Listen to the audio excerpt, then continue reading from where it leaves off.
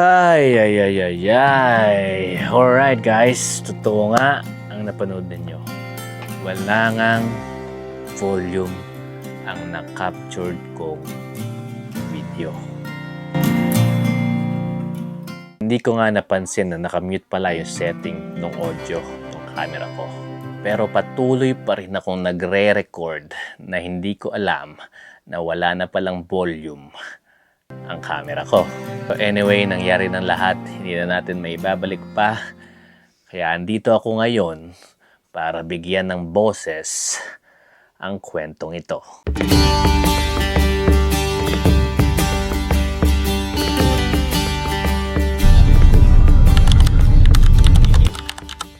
Heto na nga ang pangatlong araw namin dito sa Vancouver, and this is episodyo number 3.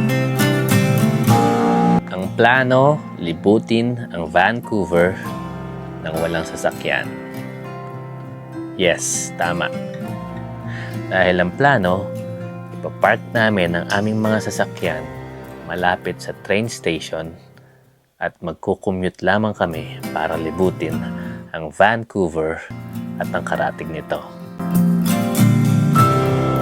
This is gonna be exciting dahil first time ng mga bata na makakasakay sila ng pampasaherong tren, pampasaherong bus, SeaBus at Aquabus.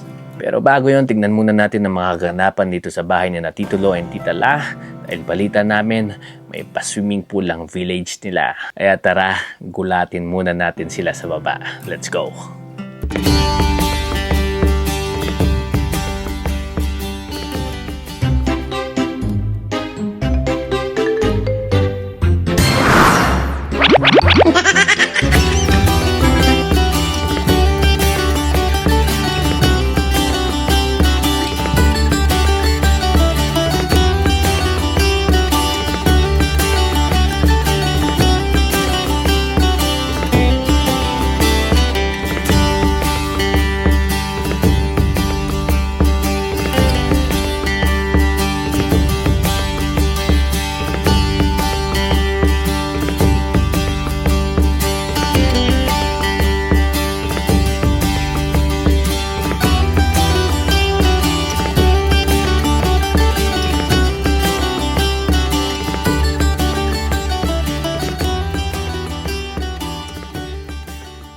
So mabilis lang nag-swimming ang mga bata kaya naman dumiretso na kami at nagbiyahe na kami dito sa istasyon ng tren na to para iwan ang mga sasakyan.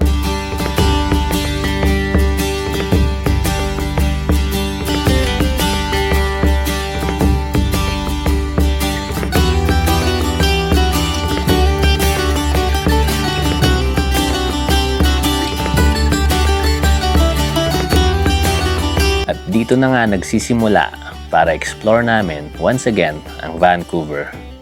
Tara, samahan niyo kami.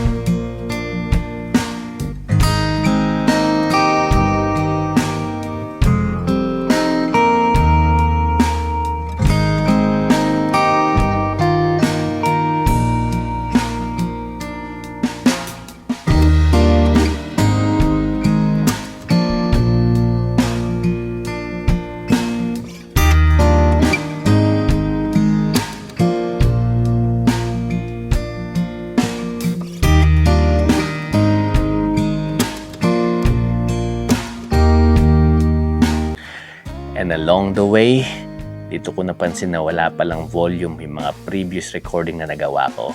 Kaya naman, itong susunod na video, may volume na.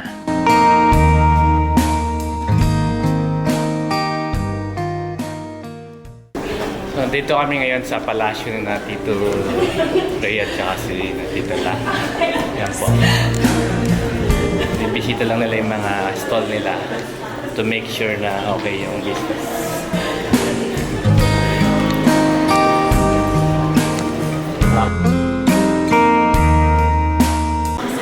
Kaya kami nandito para maghanap ng washroom. Ay ingihina yung dalawa. Ay sa baba pala.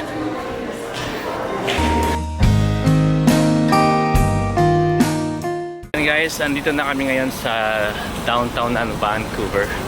So in-explore na namin siya. Puntahan lang namin yung mga ibang pwedeng pasyalan dito. Kaninang pagbaba namin sa tren, biglang buhos ng ulan. So ngayon naman, nawala na yung ulan, umaraw na, which is good.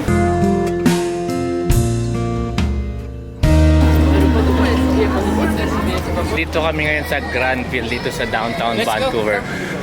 Meron na rin silang Jollibee dito, Bak. Yan ang pinakaunang Jollibee dito.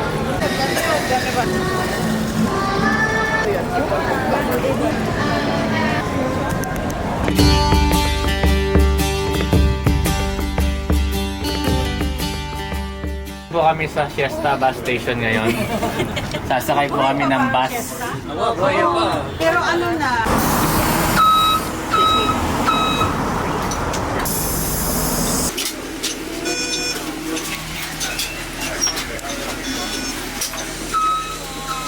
Tatayo na lang tayo. Ayan na. Go ahead. Thank you. Thank you. More room. Come here.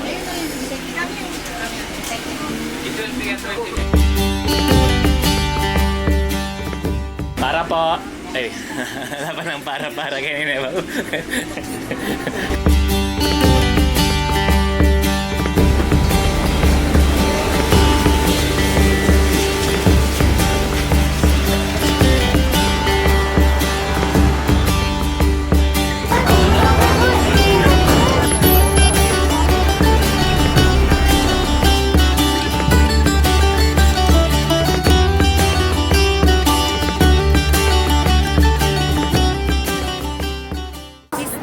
Somebody else.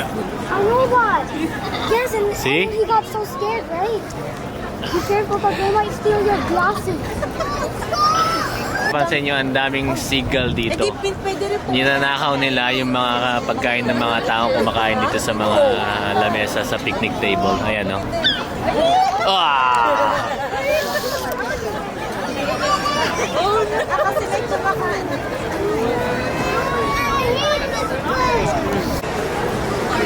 She didn't even get scared. Kainan. Look at that.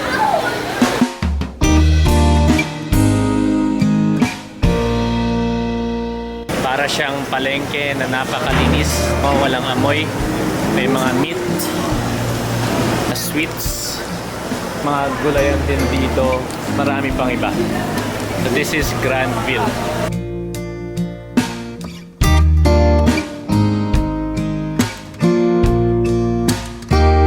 Malinis. Walang bahid ng bantot. Papa, sea bus is big, man. Aquabus.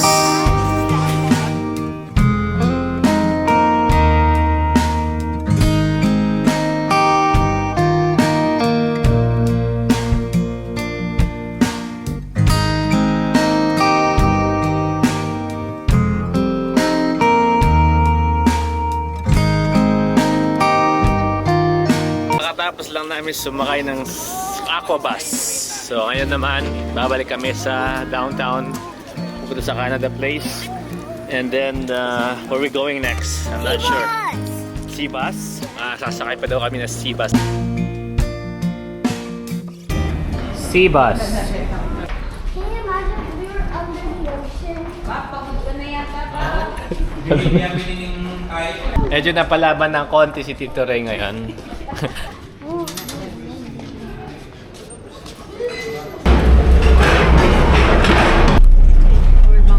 A what? You might see a what? A what?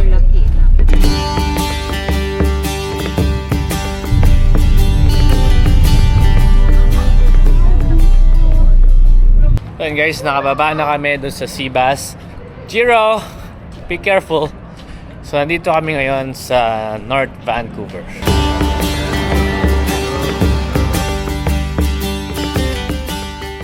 That's my name right here, Mom. Look. Your name is there. Yeah, that's a cute too. Hi. Jiro. What's he? Wait. Laki nito ah. Ito rin, mas malaki. Here, there's more. Tita La! I found a big one! Don't touch it.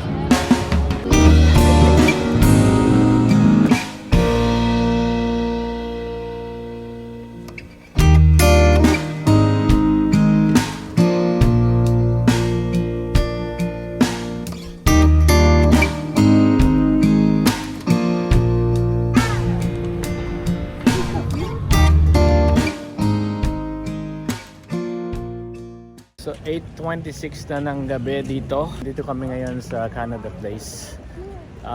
Ito na siguro yung last destination namin. Uwi na kami. Pahinga tapos bukas ulit.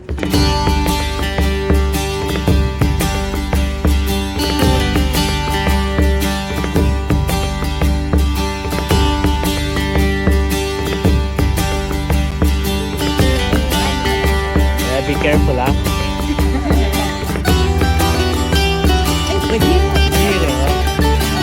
Sorry guys. Yeah, get it.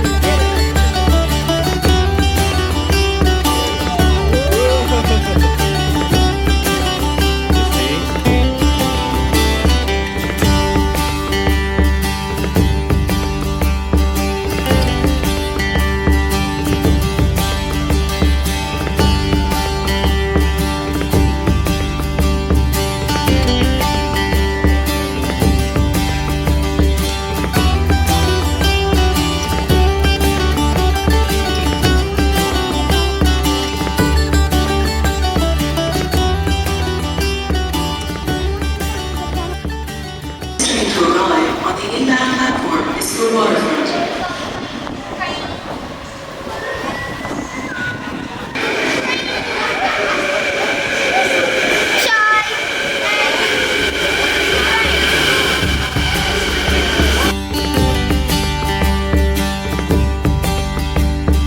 Maraming salamat muli sa pagsama sa aming biyaheng ito at magkita-kita tayo muli sa susunod na episodyo.